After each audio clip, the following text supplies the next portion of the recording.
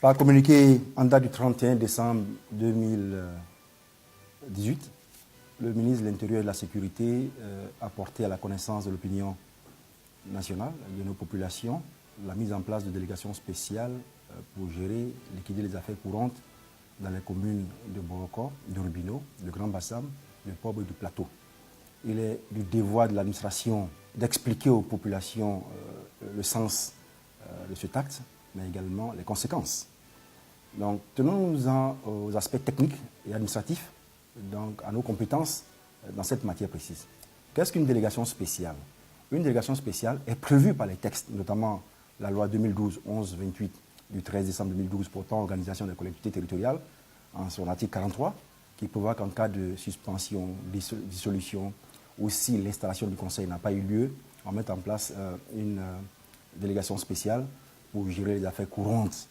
Et cette loi fait partie d'un autre dispositif portant prorogation des mandats des conseils municipaux. Vous savez que le mandat des conseillers municipaux et régionaux était arrivé à expiration, mais comme la CIE devait organiser les élections de façon technique, le président de la République avait donc pris le décret en avril qui a prorogé le mandat de tous les conseillers municipaux et régionaux jusqu'au 31 décembre. Donc par le fait combiné de cette loi et du décret, les mandats en cours des différents conseillers ne sont plus valables. Qu'est-ce que ça veut dire en termes concrets? Ça veut dire que les actes de naissance, les contrats, les actes de décès, les actes de mariage, tous les engagements passés par les conseillers qui avaient jusque-là cette charge, donc tous ces actes-là ne sont pas administrativement et juridiquement valables. Donc la délégation spéciale est une délégation qui est mise en place pour liquider les affaires courantes le temps que s'installe les conseils comme le prévoit la loi. Nous avons déjà procédé à l'installation de 11 conseils municipaux sur les 13 que compte le département d'Abidjan. Donc un certain nombre de conseils PDCI, d'autres RHGP et d'autres encore indépendants. Je voudrais également préciser que ce n'est pas la première fois que des délégations spéciales sont mises sur pied. Il y a déjà eu des délégations spéciales à Sayoua, il y a eu des délégations spéciales à Bounoua et un certain nombre de communes. Les aînés sont là, les archives de la Côte d'Ivoire, la mémoire institutionnelle est là pour nous le rappeler. Et c'est des situations dans lesquelles les préfets ont géré les affaires courantes et puis très vite l'ordre est revenu. Et donc les conseils municipaux sont mis en place, on continue à travailler. Donc ce n'est pas nouveau, j'ai lu dans les réseaux que c'est la première fois dans l'histoire de la Côte d'Ivoire. Non, ce n'est pas la première fois, c'est des choses prévues par la loi. Une loi est anticipative. La loi anticipe sur les crises éventuelles qui peuvent survenir, des situations comme celles que j'ai citées, qui font qu'il faut assurer la gestion, la continuité du service public.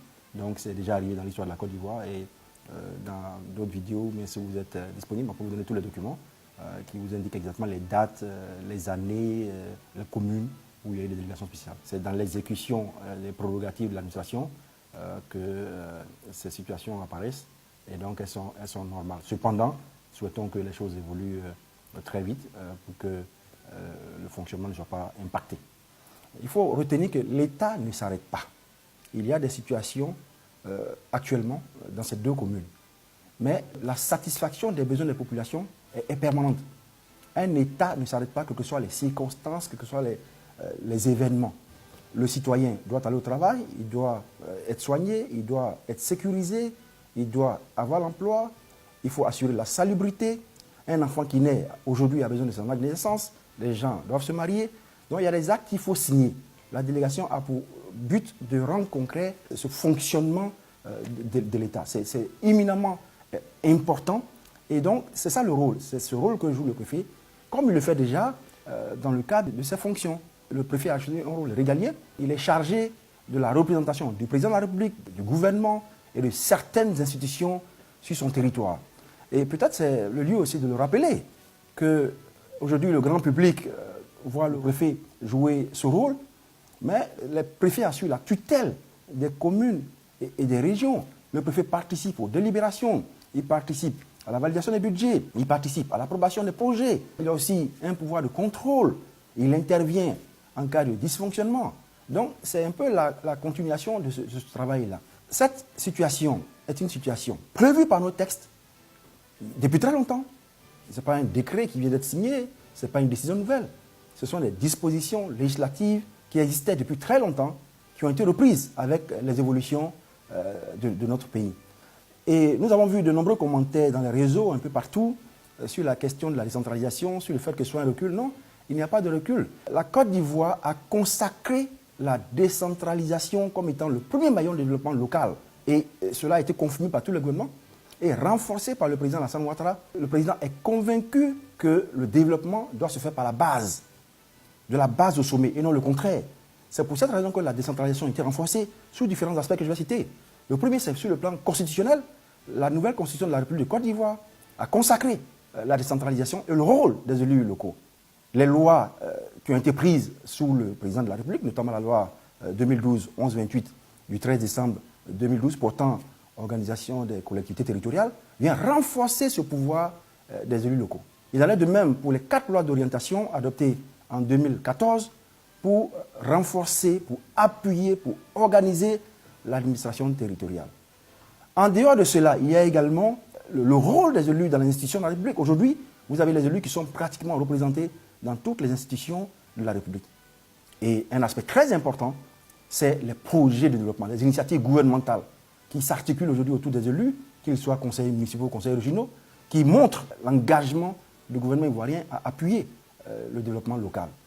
Et bien sûr, il y a aussi un aspect qui est très important, ce sont les surfaces financières des communes et des régions qui deviennent de plus en plus importantes parce qu'il y a des défis de développement, il y a des ressources conférées aux communes, il y a aujourd'hui un spectre de taxes et de possibilités pour une commune d'amorcer le développement local. Et enfin, on voit aujourd'hui que la décentralisation prend un essor parce que les élus sont un peu partout, ils tissent des partenariats, ils font des formations et ils impulsent un développement réel à leur commune. Donc, c'est donc un acte de gestion courante qui va se régler très rapidement. Les préfets ont beaucoup d'attributions, ils ont beaucoup de choses à faire et un préfet ne peut pas se substituer à un élu local parce que l'élu local possède de la volonté d'assurer une légitimité, de conférer des pouvoirs. Que la population dise, nous avons choisi un élu, celui-là, nous lui faisons confiance pour gérer. Et c'est pour cette raison que les élections sont organisées. Mais la situation qui prévaut dans ces 2 communes est préjudiciable aux populations et à tous ceux même qui pensent que ce n'est pas normal parce qu'à partir du 31 décembre, tous les actes de naissance ne peuvent pas être signés. Tous les contrats, toutes les situations, le fonctionnement. Vous allez voir peut-être des immondices, des ordures. Donc il faut pallier à ça. Et c'est pour cette raison qu'on prend une délégation spéciale qui est encadrée par la loi. La délégation spéciale ne se substitue pas. On ne peut pas le délégué spécial, qui joue le rôle de maire intérimaire, ne peut pas engager de dépenses d'investissement. Il gère les salaires, il gère le fonctionnement courant, il signe les actes, et il ne peut même pas adopter un budget parce qu'il fonctionne au 12e provisoire. Mais c'est limité dans le temps en fonction de l'évolution des contextes. Donc c'est un acte de gestion administrative, comme le préfet peut être dans un village pour régler un problème, il peut coordonner les services administratifs, de cette même façon le préfet assure la tutelle. C'est un rôle de tous les jours pour ne pas permettre, parce que la continuité de l'administration est un principe fondamental pour le développement. Donc voici un peu le sens de la délégation spéciale qui est tombée dans le jargon aujourd'hui des Ivoiriens et peut-être mal comprise par certains. Mais nous restons disponibles pour apporter toutes les explications chaque fois que besoin sera. Merci beaucoup.